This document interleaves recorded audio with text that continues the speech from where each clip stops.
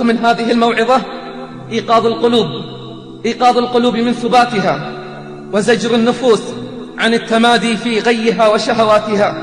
أردت من هذه الموعظة أن يزيد الصالح في صلاحه، وأن يستيقظ الغافل قبل حسرته وقبل مماته.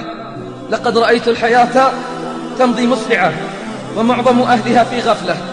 ناس يأتون وآخرون يرحلون، أرحام تدفع وأرض تبلع، والناس غافلون ولا يستيقظون إلا عند معاينة الموت وسكراته. أحبتي، إن الحياة على ظهر هذه الحياة موقوتة محدودة، وستأتي النهاية حتما، فيموت الصالحون والطالحون، ويموت المتقون والمذنبون، ويموت الأبطال المجاهدون والجبناء القاعدون، يموت أصحاب الهمم العالية، ويموت التافهون الذين لا يعيشون إلا من أجل شهوات الفروج والبطون. قال الله جل في علاه: كل من عليها فان، وقال: كل نفس ذائقة الموت. ستموت، نعم ستموت.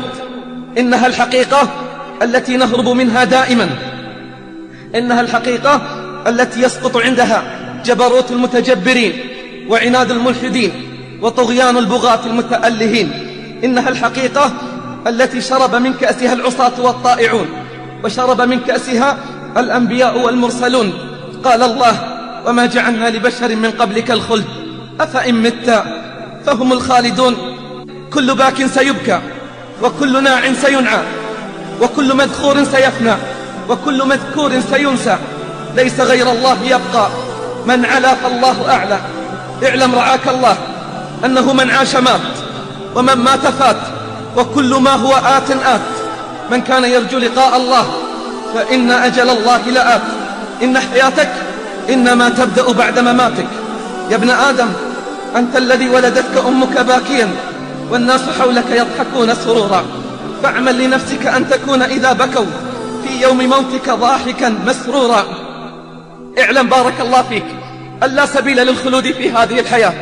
اعلم بارك الله فيك أن لا سبيل للخلود في هذه الحياة، فالكل سيموت. إنه الموت أعظم المواعظ وأبلغها، وهو أول خطوة إلى الآخرة. فمن مات قامت قيامته. قال صلى الله عليه وسلم: القبر أول منازل الآخرة، فدارنا أمامنا، وحياتنا الحقيقية هي بعد موتنا. أين الأكاسرة؟ أين الجبابرة والعتاة الأول؟ أخذ أموالهم سواهم، والدنيا دول. ركنوا إلى الدنيا الدنية، وتبوأوا الرتب السنية، حتى إذا فرحوا بها صرعتهم أيدي المنية. إنما أعظكم بواحدة: كم ظالم تعدى وجار، وما راعى الأهل ولا الجار. أين من عقد عقد الإصرار؟ حل به الموت، فحل من حلية الإزرار. فاعتبروا يا أولي الأبصار، خرج المغرور من الدنيا ما صحبه سوى الكفن، إلى بيت البلا والعفن. لو رأيته قد حلت به المحن، وتغير ذلك الوجه الحسن. أفق من سكرتك أيها الغافل، وتحقق أنك عن قريب راحل. يا سالكا طريق الغافلين، ويا راضيا بطريق الجاهلين، متى ترى هذا القلب القاسي يلين؟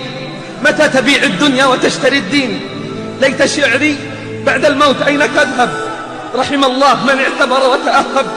ليت شعري بعد الموت أين تذهب؟ رحم الله من اعتبر وتأهب. إني سألت الترب بعد ما فعلت، بعدي وجوه فيك متعبرة، فأجابني: صيرت ريحهم تؤذيك بعد روايح عطرة. وأكلت أجسادا منعمة، كان النعيم يهزها نظرة. لم يبقى غير جماجم تعرت، بيض تلوح وأعظم نخرة. أين الحبيب الذي كان وانتقل؟ أين كثير المال وطويل الأمل؟ أما خلا كل في لحده مع العمل؟ أين من تنعم في قصره؟ أليس في قبره نزل؟ أفق من سكرتك، وتذكر نزول حفرتك. تذكر هجران الأقارب، وتذكر إنما أعظكم بواحدة. رأى أحدهم قريبا له ميتا في المنام، فقال له: كيف أنت؟ قال: ندمنا على أمر عظيم، نعلم ولا نعمل، وأنتم تعلمون ولا تعملون، وأنتم تعلمون ولا تعلمون. والله لتسبيحة أو تسبيحتان أو ركعة أو ركعتان في صحيفة أحدنا أحب إلينا من الدنيا وما فيها. أين أثر المواعظ؟ أين أثر المواعظ والآيات في قلوبنا؟ أين أثر كلام الرحمن في حياتنا؟ إذا جاء الموت لم يغن عن المرء ما كان فيه من اللذة والنعيم. يا ابن 20 كم مات من أقرانك وتخلفت. يا ابن 30 أدركت الشباب فما تأسفت. يا ابن 40 ذهب الصبا وأنت على اللهو قد عكفت. يا ابن 50 أنت زرع قد دنا حصاده. أنت زرع قد دنا حصاده لقد تنصفت 100 وما أنصفت. يا ابن 60 هيا إلى الحساب فأنت على معترك المنايا قد أشرفت.